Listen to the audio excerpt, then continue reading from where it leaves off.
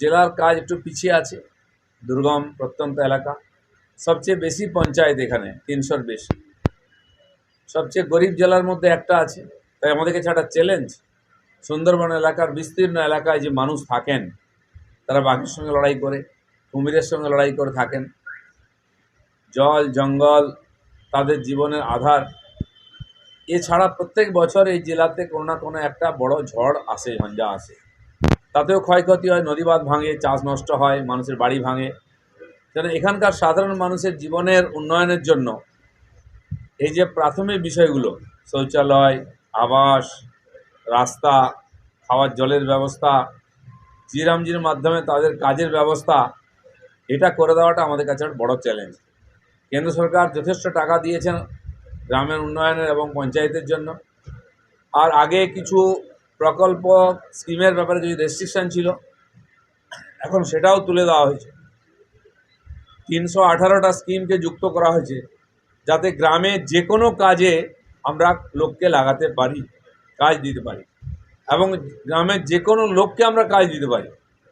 Skill, semi skill, unskilled, যে কোনো মানুষ, তাদের জন্য মজুরির স্তর অনেক বেশি করা হয়েছে, 300 থেকে 600 পর্যন্ত। সেই জন্য পরিযায়ী শ্রমিকরা ফিরে এলে তাদেরও কাজ দেওয়া যাবে, স্থানীয় মানুষকে কাজ দেবে, কেউ যেন ঘর ছেড়ে না যায় এখান থেকে। মাথার উপরে ছাদ, শৌচালয় এবং রেশন ইত্যাদি ব্যবস্থা কেন্দ্র সরকার করেছে। এইটা ঠিকঠাক পৌঁছে দেওয়ার দায়িত্ব আমাদের এই পঞ্চায়েত বিভাগের। তাই সব জায়গায় ঠিকঠাক কাজ হচ্ছে কি না হলে সমস্যা কি আছে, কিছু রাজনৈতিক সমস্যা ছিল প্রধানদের নিয়ে, সেটা অনেকটা মিটেছে, আস্তে আস্তে মিটছে।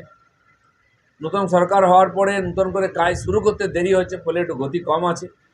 আমাদের ধারণা আগস্ট মাসের মধ্যে সব জায়গায় কাজের গতি ঠিকঠাক হয়ে যাবে।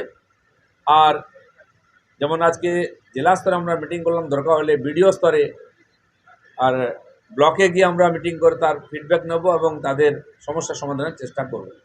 স্থানীয় এমএলএদেরকে আমরা যুক্ত করেছি, যে কোনো পার্টির হোক না কেন, জনপ্রতিনিধিরা, পঞ্চায়েতের লোকেরাও আছেন।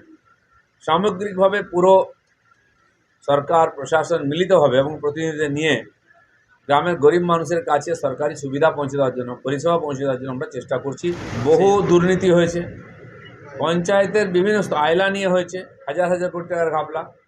এখনও পঞ্চায়েত স্তরে অনেক টাকা পড়ে আছে, খরচা হয়নি, সেটা তাড়াতাড়ি করতে বলা হয়েছে।